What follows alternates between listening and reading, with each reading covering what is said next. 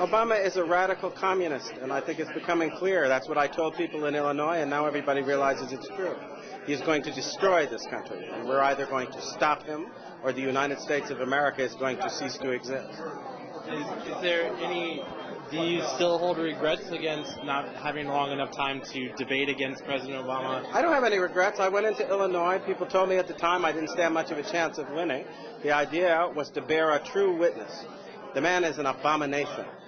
He is someone who has actually advocated infanticide, that when babies are the target of abortion, if they happen to escape the abortionist's intention and are born alive, he actually supported the idea that those babies should be set aside to die. That is a man with such a seared conscience, I can't even understand why anybody in their right mind would consider him worthy of political support. That's a violation of conscience that is inconceivable. And even some of the most hardline pro-abortion people in America rejected that abomination, and he did not. So what does tonight mean when President Obama is President of the United States? How does tonight play a role? That's another question. Is he President of the United States? According to the Constitution, in order to be eligible for president, you have to be a natural-born citizen. He has refused to provide proof that he is, in fact, a natural-born citizen. And his Kenyan relations say that he was born in Nairobi at a time when his mother was too young to transmit U.S. citizenship. So I'm not even sure he's President of the United States. No, that's not a laughing matter. Neither are many of our military people now who are going to court to ask the question, do we have to obey a man who is not qualified under the Constitution? We're in the midst of the greatest crisis this nation has ever seen. And if we don't stop laughing about it and deal with it, we're going to find ourselves in the midst of chaos, confusion, and civil war. It's time we started acting like grown-ups. How could the policy that President Obama makes in the next couple of years affect activities like tonight?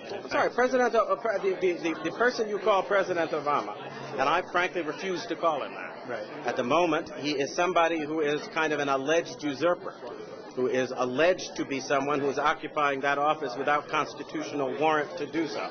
And he's rushing forward with ideas like destroying our borders, an amnesty bill that will actually have the American taxpayer footing the bill for illegals to come to this country to live, to get housing, and to get everything they want. He is also somebody who has just announced a program that would essentially destroy the validity of existing mortgages and encourage everybody in the country to stop paying their mortgage because the government is going to pay it instead. This is insanity. It's as if we have put insane children and adolescents in charge of our government. And I think we need to ask simple questions. A couple of years ago, we were arguing over every penny in the United States budget, and it was quite clear we didn't have enough money to go around. Well, somebody asked me where we came up with $2 trillion in the course of the last 6 months. Did we wish for it out of the air? Have people gone mad in this country? You don't have that money.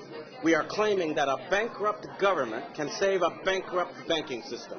Explain to me how that happens, because I think that's impossible. And the fact that we have just elected an individual who may or may not be qualified, and he presents silly ideas like this and says, let's move forward now, and we're all acting like the laws of economics have been repealed, and we can actually afford to foot the bill with money nobody's got. This is insane. It's got to lead to the collapse of our economy, and it's going to.